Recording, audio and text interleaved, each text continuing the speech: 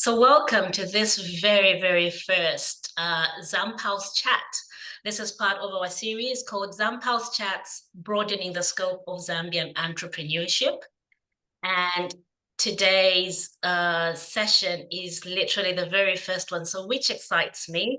My name is Chiwe Chihana, and I'm with Ngano Events Management. I'll be hosting today's session, and I am supported by a team that includes Chewe Chileshe, Hilda Kaponda, Nelson, and Cuthbert Malindi.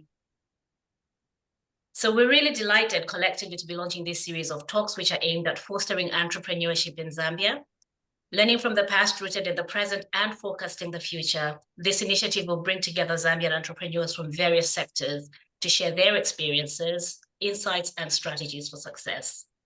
Now, the primary objective of these charts is to enhance entrepreneurship in Zambia by providing a platform for learning, networking, B2B, B2C linkages, and collaboration. And we're hoping that would inspire and equip current and aspiring entrepreneurs with knowledge and skills that they need to grow their businesses and contribute to Zambia's economic development. How we've decided we're going to be delivering this is we're going to have keynote speeches, we're going to have panel discussions, in-conversations, workshops, and networking sessions. These will be online and also in person. So without further ado, today's topic is Learned Experiences from an Entrepreneurship Journey. The format for today is the guest and I will have a chat and we'll delve into the entrepreneurship journey, during which time we're going to invite you to start posting your questions, comments, and insights in the chat. We will then have a Q&A. We'll invite you to ask questions, contribute, and speak to our guest today. Please, at that moment, we invite you to be truly concise. We do not get into stories. It's literally a Q&A session, so we'd love you to really be practical with that. With that, we are truly thrilled to introduce our esteemed first guest of the Zamphouse Chats, a titan in venture capital with over 25 years experience. He's not just a financier, but an award-winning entrepreneur, a sought-after speaker, a certified NLP life, business, and executive coach. His credentials are as impressive as they are diverse, including chartered accountant, chartered financial analyst, investment professional, fund manager, a mechanical engineer, engineering honors graduate from Leeds University. But also his influence extends beyond finance, shaping successful ventures through his roles on investment committees and as a non-executive director. His expertise in venture capital, entrepreneurship, and personal development make him a valuable mentor to growth capital funds, entrepreneurs, and government institutions. So without further ado, let's give a warm virtual welcome to Cuthbert Malindi as he shares insights from his remarkable journey in entrepreneurship. Hello, Cuthbert, and welcome. Hi, Chiwe. Hi, everybody. Thank you very much. Yeah, really looking forward to this evening. As Chiwe said, you know, this is my passion, entrepreneurship, and obviously the subsidiary subjects to entrepreneurship. So looking forward to that. Equally excited. I'm really glad that we got here, this journey, and I think you're very generous in wanting to impart skills, knowledge, and your experiences, and to share that because you're properly invested in seeing Zambia thrive in that arena. But let's get down to basics. What exactly is an entrepreneur? Yeah. That's a very interesting question. I mean, yeah, sometimes depends on the audience. But look, I think the thing about the definition of entrepreneurship, you can Google it, you can find it, you know, in your standard dictionary. But that's probably part of the problem, because when you look at the definition of entrepreneurship in the dictionary, it talks about somebody who takes a risk, you know, to start a business. Sometimes it's actually the opposite. We talk about the concept of a calculated risk.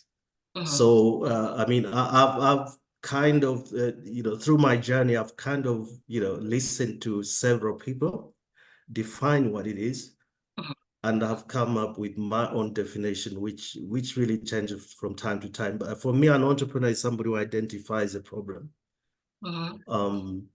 identifies a problem or a need or indeed an opportunity in the marketplace.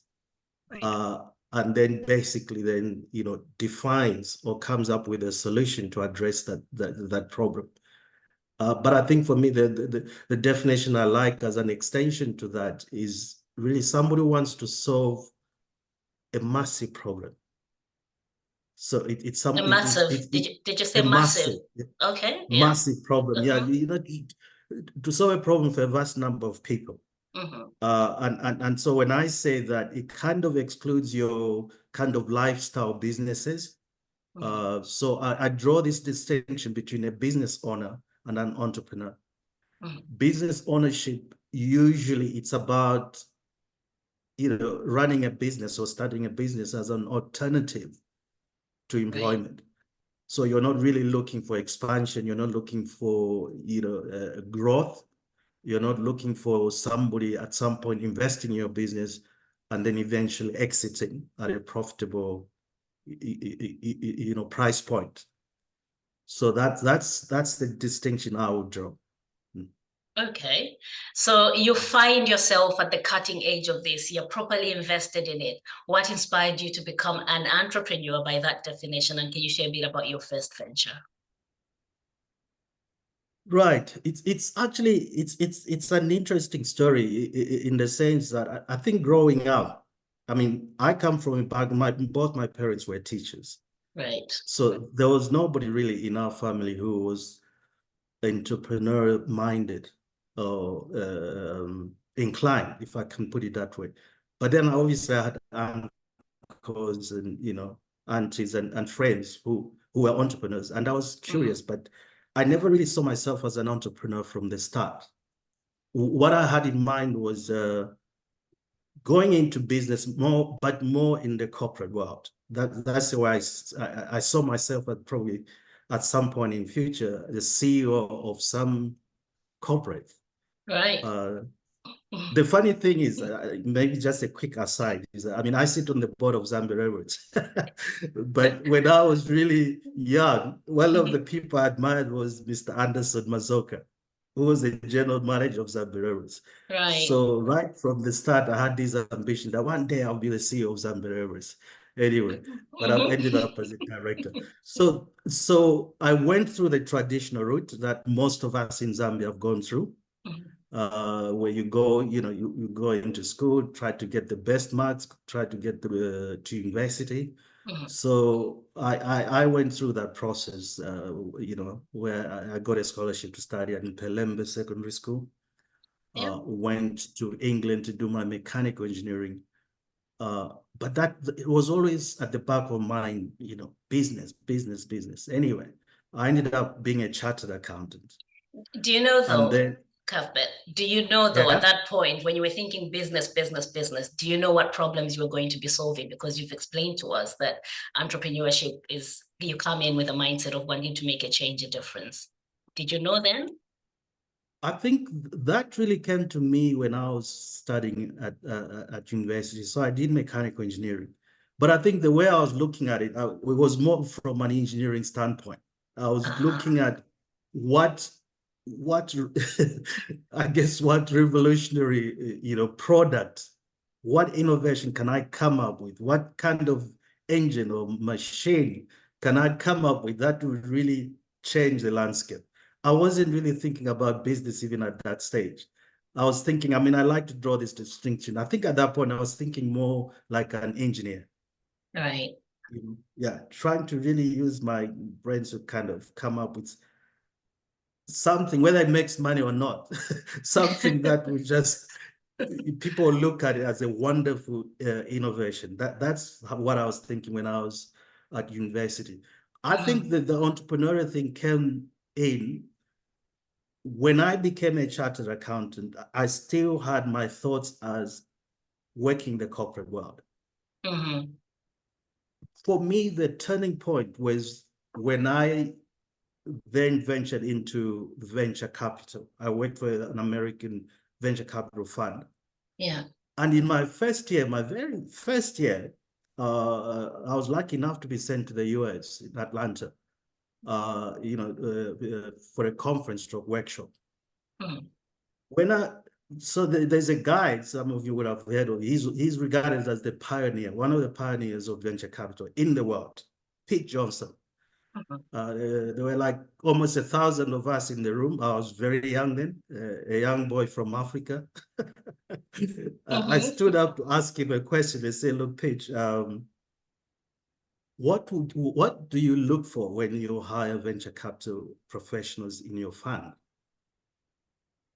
What he said really formed my mind about entrepreneurship. He said, yeah, if you've never run a business, if you never lost any money of your own, I'm not going to employ you. That was a big moment for me, because I realized that, look, I can be a professional in VC. I can be, this top-notch, fund manager. But if I've never run a business before, then I'm not good enough. That was what was going through my mind. So from that point, I say, look, for me to be a very good fund manager or investment professional, I have to be an entrepreneur and see what it is really like. So that was when the convergence happened between that statement by Pete Johnson and my lifelong ambition to go into business. It was really, for me, that was the aha moment. And that's when I started now understanding what an entrepreneur is and trying to obviously identify world problems, community problems, and how I would then use my talents to bring to bear solutions. I'm excited to hear more about that. Yeah, that's going to be very exciting, I think, talking about, how you stepped into it itself. So you get your eureka moment because of this conversation. But someone like me needs you, I think, to demystify venture capitalist. What is a venture capitalist? Right. So a venture capitalist is someone who invests money on behalf of others in early stage investments. Now, with VC, what I mean by early stage investment, it can be from a startup. I'm sure people will recognize what I mean by a startup. Yep. Startup to, post-revenue. In Africa, that's still treated as venture capital. But, the way venture capital is defined in Africa is slightly different from, say, the US, where, in the US, people, I'm sure some of us are aware here, literally fund ideas. In Africa, it's very difficult to do that kind of venture capital. So I would say early stage investing, but the difference, for example, the difference between an angel investor, i.e. a high net worth person investing in a business, the difference between that person and the venture capitalist is that a venture capitalist basically pulls money from different sources, whether it's institutions or it's a group of people, and manages a fund rather than they themselves investing in a business. Now, over the years, as you appreciate, I've kind of played both roles. There are certain instances where I've played the angel investor route, and others I've worked for other funds, Botswana, Namibia, South Africa, even Zambia, at various levels. As a fund manager, I started as a professional, then fund manager and chair of invest committee. So I've done the full work, if you like, the full spectrum from start to finish. Yeah. So you're practically somebody who can say from experience you've been there in multiple ways, I think. So you've kind of covered a lot of that journey. So let's go back then. You're inspired and you're told, dude, if you haven't lost your own money, if you haven't ventured into a business of your own, then you're not worth being employed by me. And you're like, this is my moment. What did you do after that? How did you get into entrepreneurship? So after that, I carried on working as a fund manager. In fact, I rose to the position of vice president for the US fund. But after that, I did something that might sound really audacious. I teamed up with two other guys. In fact, they were much older than me at that point. So US guys, one of them provided the funding, and I'll explain to you what that investment, what that business was. The other one was really a guy who used to sit on our board at the fund. So it was very much my mentor.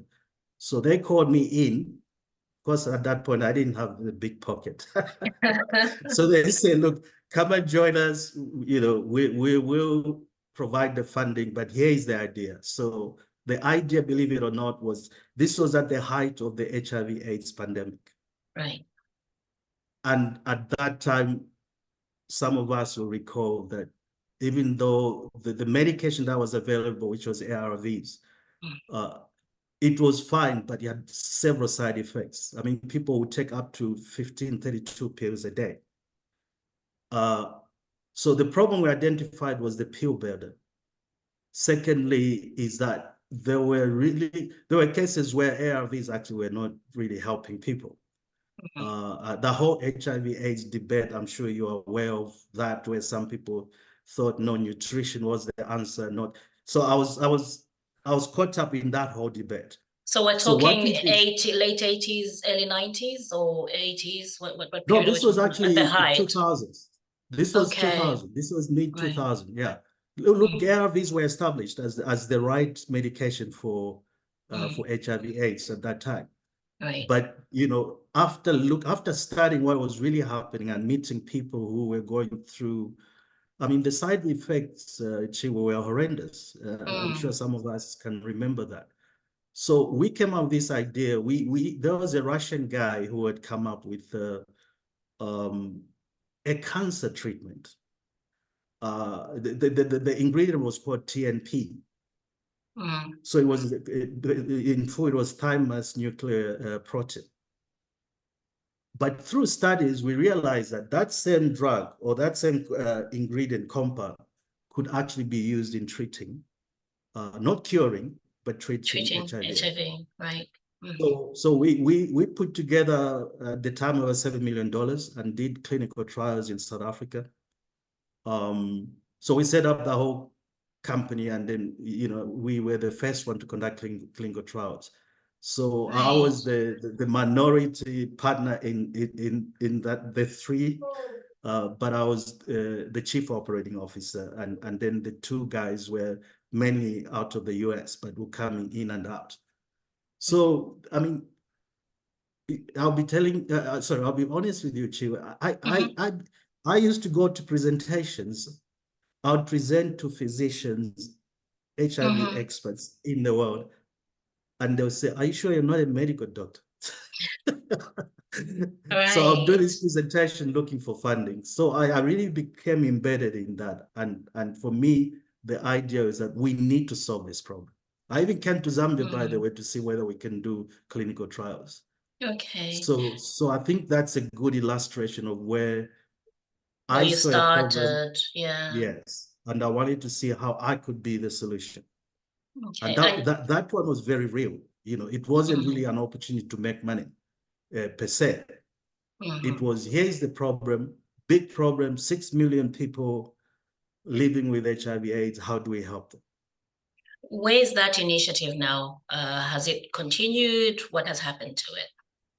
So basically what happened, so we started in 2003. And this is the other aspects of entrepreneurship. We gave ourselves, we're going to do this for 3 years. Wow. If it doesn't work, we move on. There's no need carrying on with something that doesn't work. So we did the clinical trials. We did that for 3 years. That we actually got very good results in terms of those who understand the drug development. In terms of efficacy, we got something around 25%, which is very good. Safety of the drug, we got, that was 100%. So what we did, it was a double-blinded clinical trial. We had 150 patients on placebo and other 150, on the real stuff. Right. So the thing is that after we got the first results, the Medicines Control Council in South Africa then asked us to do a bigger trial. that would have required another $10 million to do something like 600 subjects. We only managed to raise $3.5 million. We talked to even Bill Clinton Foundation, Oprah, all those people.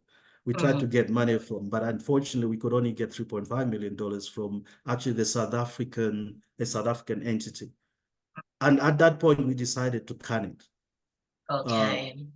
But you'll be surprised that I've still got the boxes in my attic. Yeah, there is access to them. Those are real archives. Yeah. Yeah. Yeah. On that one though, given where you are now and how much you really want to see more entrepreneurship in Zambia and among Zambians, I'm wondering why at that stage you chose South Africa, given the opportunity you had, because Zambia had a similar problem, crisis with HIV/AIDS. Why did you choose that as your business launchpad and not Zambia? Yeah, I think one, obviously, I live in South Africa then. I mean, I still live there. I work for the fund. The two partners, being American, their focus point was that if you need to do anything in Africa, you need to start with South Africa. Okay. So I think that was really what drove it. But we were always thinking regionally. That's why I did come to Zambia and talk to some people about doing clinical trials in Zambia. So naturally, had we gone ahead, we would have done it in Zambia as well. Yeah, definitely. Yeah, because as you're right, it was an African problem. I mean, just quickly, this is where timing is important. Yeah. When we did this, I think pretty much everybody was agreed that there was a problem with airways. But there's been so much technological advancement in that space. Right now, if you talk to a lot of people on that medication, they only take one tablet a day. So it wouldn't work now. So I reckon the business needs have shifted as well for that. Exactly. Shifted, yeah. Exactly. And that's the thing with sorry to cut you short. That's the thing with identifying a problem. Timing is crucial. Okay. You can have the right solution, but if the timing is not right, then obviously whatever you've come up with won't be accepted by the market. And therefore there will be no business there. And that's why you need to pivot. Either you pivot or you stop completely and do something else. Find another problem. That's absolutely important to learn, actually. So which then leads me into thinking, at what point did you identify an opportunity for Zambia? Because you have done quite a few things in relation to Zambia. Okay. What was that business opportunity you saw that you ventured into? So my first business in Zambia was in transport and logistics. Simply put, it was trucking. But again, here's where an entrepreneur thinks different. I looked at it more as what is the problem with transportation in Zambia? What is the problem with running trucks? It was driver negligence, or quite frankly, driver dishonesty. It was things around fuel. It was, how do you monitor a truck? So for me, even at that level, I said, okay, what the problem we should try and solve is we need to find a way of monitoring drivers and monitoring trucks. So we were actually the first Zambian business, I know this for a fact. We were the first Zambian transport company to put satellite tracking on our trucks. And I was able to track our equipment from Johannesburg, sitting in my office in Johannesburg. I could see where a driver had stopped, and that was the initial problem I wanted us to solve. Right. The next one was more on the loading. We were doing manual labor. We still do that. So I was looking, being a mechanical engineer, I was looking at solutions. What kind of equipment can we use to load and offload? We ran that business for a while. I ran it with my brother. We went up to 15 trucks. Again, timing. I'm almost trying to illustrate that sometimes I get the timing wrong. I went to an organization like World Food Program, FRA. you know, your typical customer, and presented this deal to me. And what they said to me was, look, sounds good, satellite tracking sounds good, but you know what? We don't think we need it. Mm. And so our rates were kind of higher than the rest. But anyway, if you look at almost every transport company now, even in Zambia, they've got tracking devices on their trucks. So what So time again, period is that again? I think I'm just trying to chronicle your journey as well, because your lessons, yeah. you've been through phases. So I kind of define myself as a serial entrepreneur. So while I was doing the viral genetics, HIV/AIDS company in South Africa, parallel to that, I was also doing the transport business in Zambia. All right, so similar And that's times. why my brother then was full-time running it. But if you like, I was basically running two businesses at the same time. Okay. Yeah. I've heard you several times say things about it suggests you would prefer to have somebody running a business full-time in your venture with your venture capitalist hat on. Am I right? Yeah. And in your case, you were not looking to source any investments from anybody. So I think that probably worked okay, because you do say that quite a lot. You stress it. You say you'd rather people work full-time in their businesses. Yeah, so that's a very important point. You see, if you want to run a business on your own or a family business, I mean, that's a decision you have to make. If you're not looking for any investment, it's fine. You can run a business while having a full-time job. That's okay. It's at the point when you want to attract external capital. That's when it's frowned upon. You can't go looking for money and then tell investors that, by the way, I'll only be nipping in and nipping out of my business. Because their concern is that they're investing in you. If you are not there full-time, then that's a problem. Now, there's a caveat to that. You see, this is also about building a reputation, let me put it that way, and track record. There are many entrepreneurs now, I'm sure you're aware of that, who attract investment capital from outside, even when they have 5, 6, 7, 8 businesses. It's because they've proved themselves. Investors trust them that they can have managers in these different entities, while probably they play a strategic role. So that's actually where I've ended up. In that, even in my other business, which I don't know if we're gonna get to that. My other business, Post.net. Yeah. I ran it for close to 3 years full-time, right? On the ground. On the ground in Zambia. Right. 2 years without a salary, by the way. That's the other thing. So I built that company as executive chairman from 4 outlets to 27 outlets.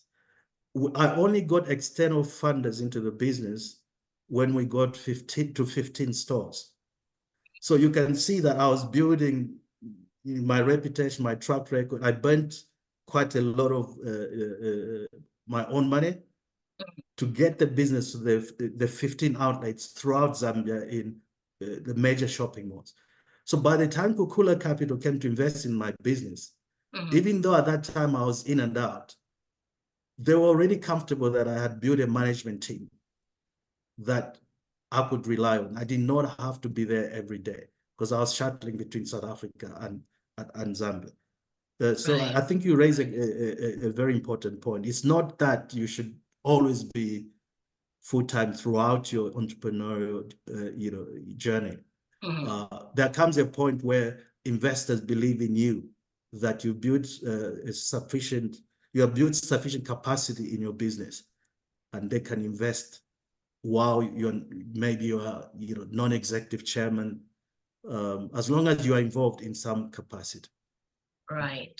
Okay. Thank you. And I think with the Postnet brand, a lot of us will probably have seen that at one point or the other. I remember when we just Post.net. So when it just started, I still remember being at Mandahill, and that was quite something. But we don't see the Post.net brand any longer on the Zambian streets, in the Zambian shopping malls. What's happened there with that business? So very good question, and again, I went into post.net because I saw a problem. I used to travel to Zambia. I used to travel to Zambia quite a lot, and realize I would always struggle, to get, my business printing and branding done, even with sending money. That's Western Union. Right. So I actually set up a business initially at Livingston International Airport to deal with that problem.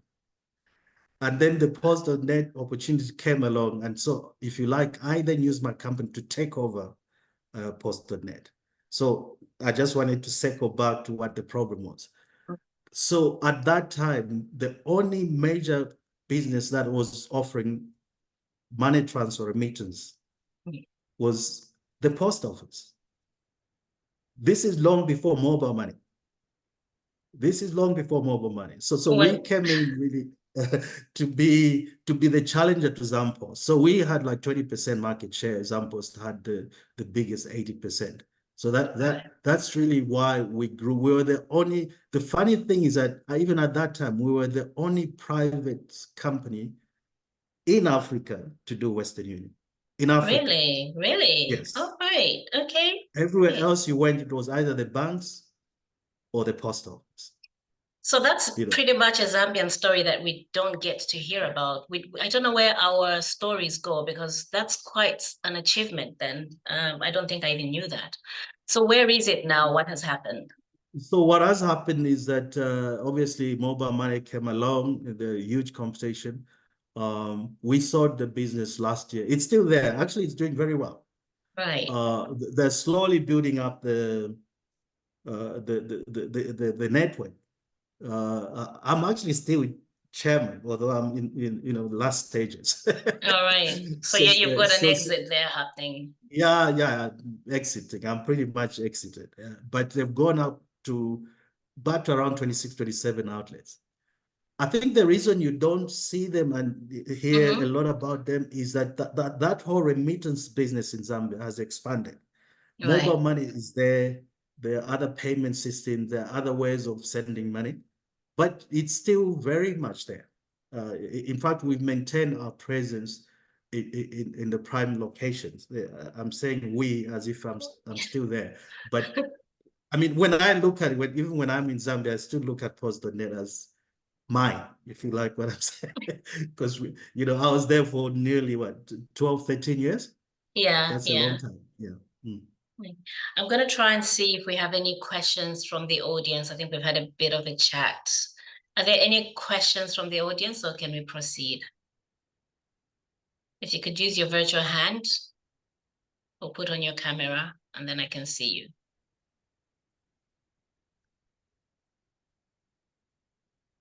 Okay, it doesn't look like we have a question, so I'm going to proceed. Challenges. What are the biggest challenges you've encountered that we could learn from through your entrepreneurship journey? Or most remarkable, notable ones that you're like, goodness, this. I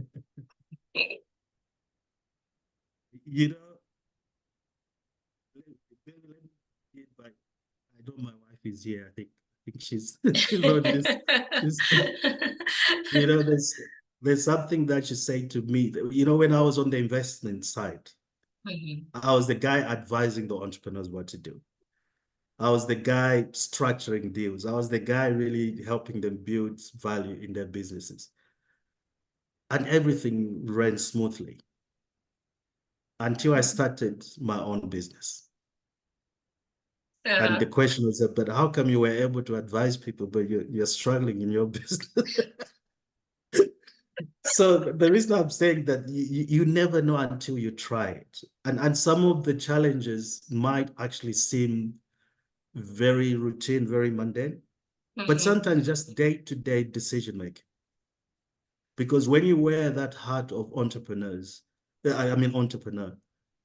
everybody's looking at you.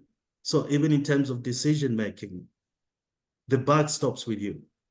So decision making is extremely challenging in the sense that you have to make a decision.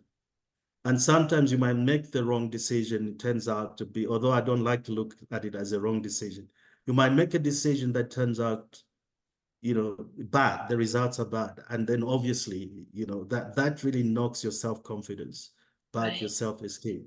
So for me, that's the first thing, is that, the challenge of making decisions. That comes with experience. Just managing people. The second one is trying to balance this idea of growth versus stability. I think a lot of entrepreneurs face that. And now I'm a front office guy. Yeah. So for me, it was about how do we grow. In fact, when I remember the first meeting I had with our staff, I said, I want PostNet to be in all the 72 districts of Zambia. And I remember that meeting, they all opened their mouths and said, huh?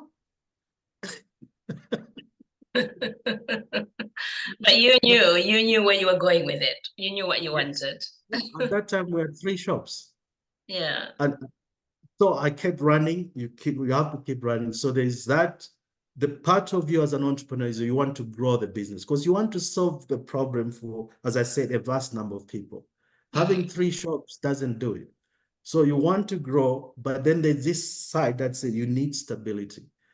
You need to consolidate, because when you grow, especially in a retail environment, we were dealing with cash. So the issue around theft, how do you secure your money? You've got a shop in Solwezi. How do you make sure that the money that they're declaring in Solwezi is actually there? So that balance would cause sleepless nights. And that's why I was really grateful when Kukula Capital came into my business, because then, and this is the other thing, if I can just touch on that, is that, when you are putting together an entrepreneurial run business, at some point you've got to realize what your weaknesses are. Chiwa, if you ask me what my weaknesses are now, I can give you a list of 100. So that's why sometimes somebody can say to me, oh, Cuthbert, you say, tell me what I don't know. So you need to know what your blind spots are, like tech and then try and use partners to play. And that's what Kukula did for me, is that when they came in, they ran the back office while I basically ran the front office, which is the growth of the business, the relationships. They run the back office, the systems, custody of assets. When you get that combination right, then you build a business, but that takes years. So the people aspect is a big challenge. The other ones are traditional, I would say, the usual, access to funding. For me, it's not the first one, actually. But usually, obviously, that comes in when you want to roll out. Yeah. And then product market fit. Sometimes, like I said, sometimes you can get the timing wrong. So the challenge of making sure that you've got it right.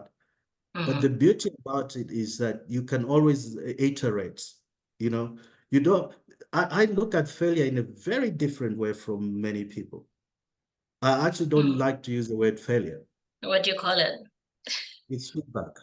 It's feedback. It's feedback. It's feedback. I'll do something, it doesn't work, I try something else.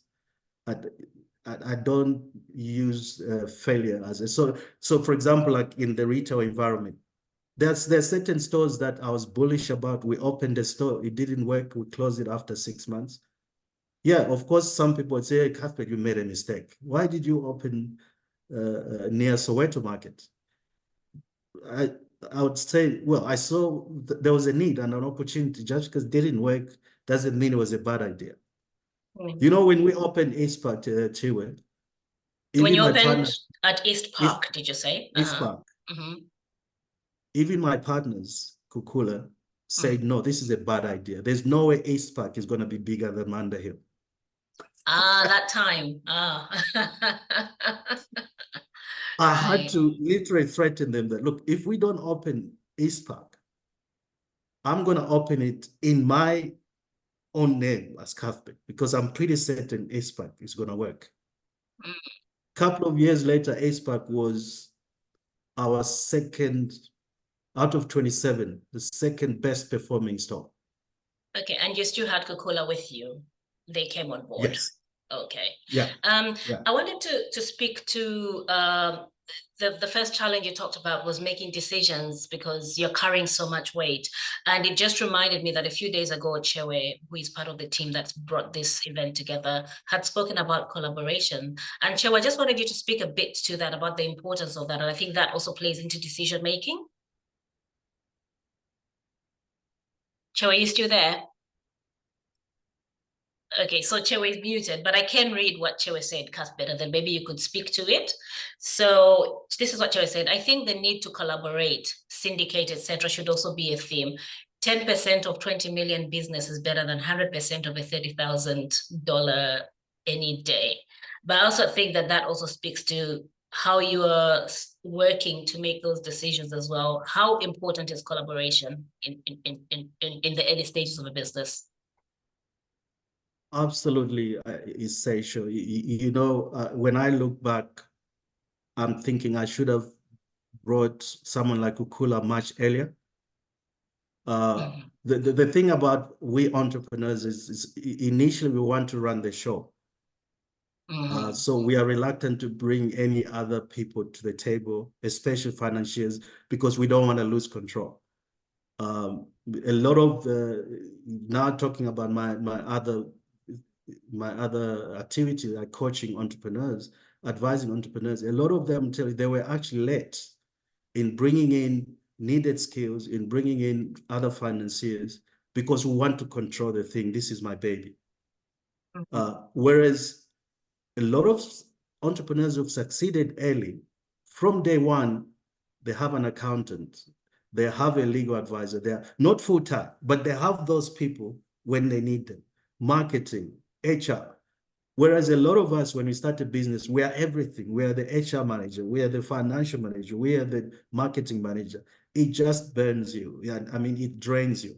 Yeah. The 2 years I ran my business, of course, with my management team. The 2 or 3 years I ran the business, I literally didn't sleep. And I'm being absolutely honest when I say that.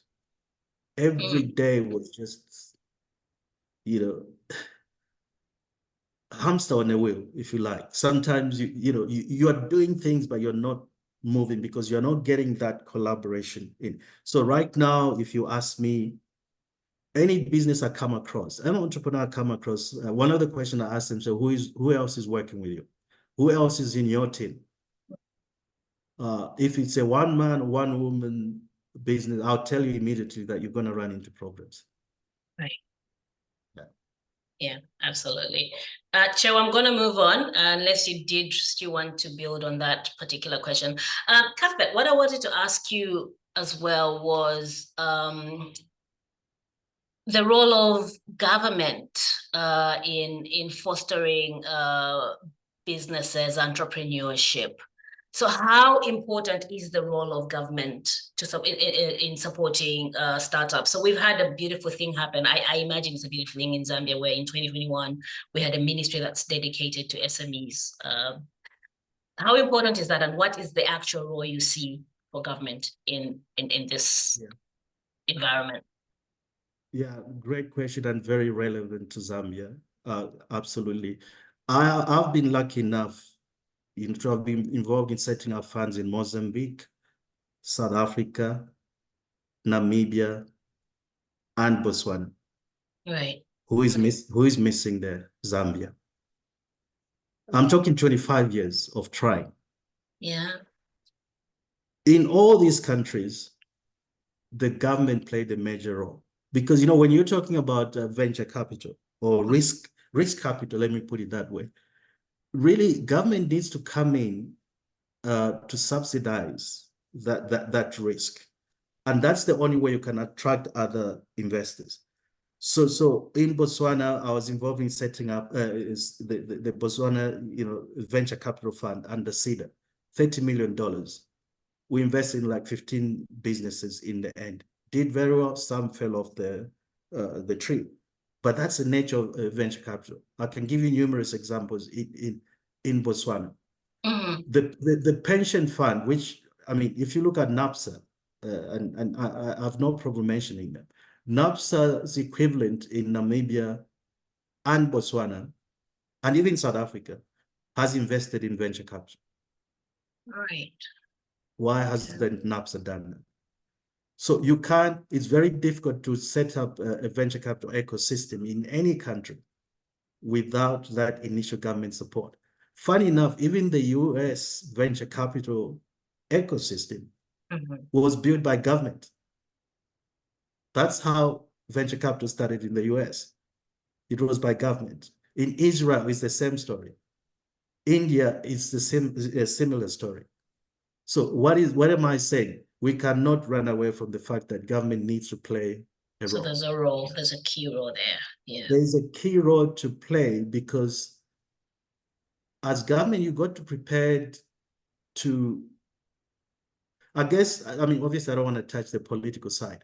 With government, you got to be prepared to say, if we put $30 million into a VC fund or early stage fund, we should be prepared to lose the whole $30 million because that's how venture capital works. The problem is that sometimes, and we experience that, by the way, even in Botswana, sometimes when you lose money, then that reprieve doesn't come in. People still ask, how could you lose money? You see, so sometimes I don't blame the government or even the pension funds for not investing in venture capital because they're worried about it because they can put that money into property and get 20% return year on year.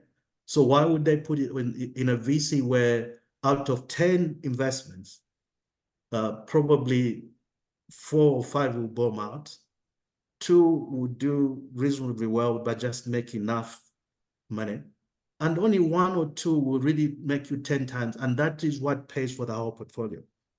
It's a different mindset, it's a totally different mindset. If you went to a pension fund in Zambia and presented them that picture. Yeah. Cuthbert, I think you're frozen. But the one that will work will pay for the whole portfolio. It's a it's a good conversation to have. So do you think, are there any green shoots you're seeing at the moment in that direction from government? Are there any signs that make you think, well, we could probably get there as well? We could, I mean, look, a couple of years ago, there was a talk of some of the money that goes to the Citizen Economic Empowerment Fund. There was talk that you could carve out some of that money and put it in a traditional venture capital fund. But earlier we were talking about decisions. When it came to make that decision, somebody shied away and said, no, we can't do that. Let's just do what CEC has been doing. So it requires somebody to actually say, look, I'm putting my neck on the block here. If it works, kudos to me. If it doesn't work, I know that I'll probably be fired. That's the level at which we should be thinking. We say somebody needs, in authority, needs to say, this is what we're going to do. And it's the only way we're going to build the industry in Zambia. We've been trying to raise a fund, a VC fund in Zambia. We felt because, you know, investors from outside Zambia say, look, why should we put money into a VC fund in Zambia if the locals themselves are skeptical? Right. So we are risk averse, it sounds like, but it's not helping anybody really, is it? Right. So it does feel like a bit of a tight spot to be in. So let me take you to something else that you're quite passionate about, that you think we could draw lessons from. It's because you spoke about citizens' economic empowerment. You have raised the conversation around Black economic empowerment quite a lot in most of the conversations you have, interactions you've had with people in groups. Part of the establishment you founded, Rewire, as well. That's something that you raised, and you've seen it make a huge difference in South Africa, and I think you highlighted Namibia as well as one of those. What exactly are you thinking of when you're looking at the Zambian context? What are the benefits of something like that coming into play? Yeah, I think Look, every new kind of initiative, you can't expect it to be 100%. When BE, and luckily I've been involved in BE in South Africa almost from the very start, because I moved to South Africa back in 1998. So I've seen the good and the bad, the good and the bad, as they say. Right.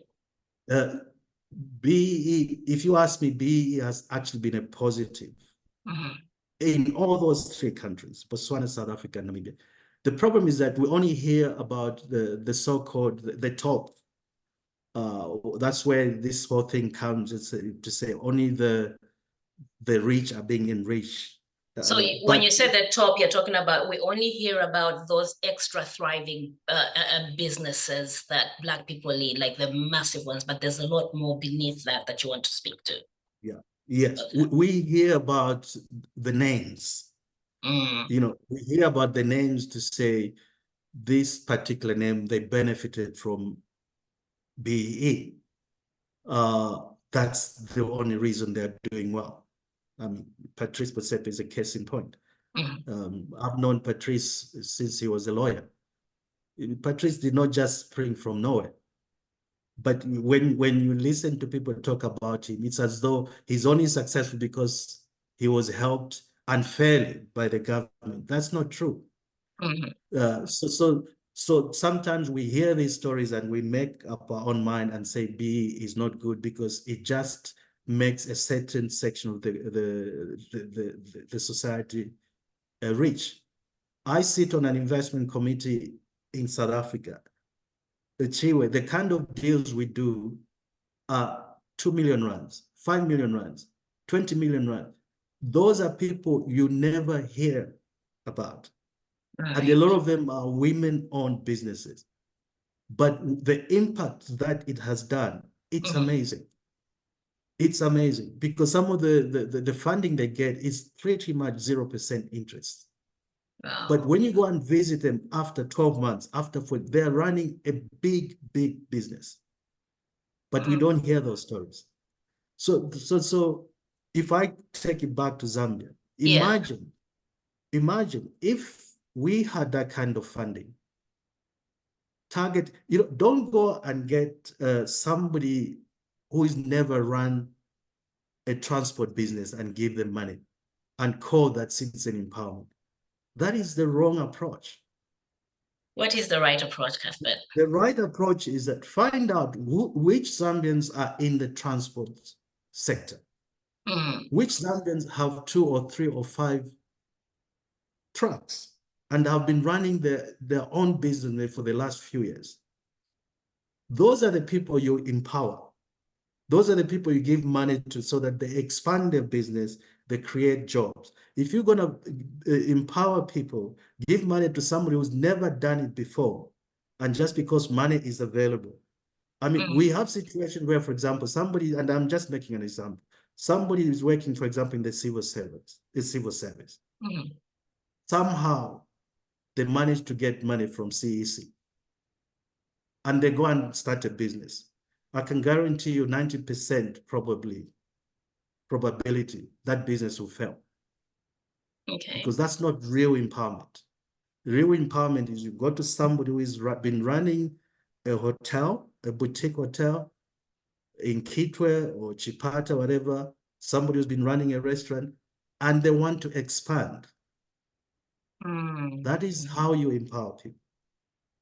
So it's not necessarily startup. We must be very careful that it doesn't mean you just give money to people because you want to create employment. I shy away from using entrepreneurship as a way of employment. I know that might be controversial, but for me, that's not empowerment. That's not entrepreneurship. Right. Entrepreneurship is really about you're passionate about something, you want to do it, and you need help from the government. And government helps you. It's not to say you lost your job, that here's 1 million, go and try something. You're creating a dangerous precedent when you do that. Okay, and almost guaranteed failure, as per what you said earlier.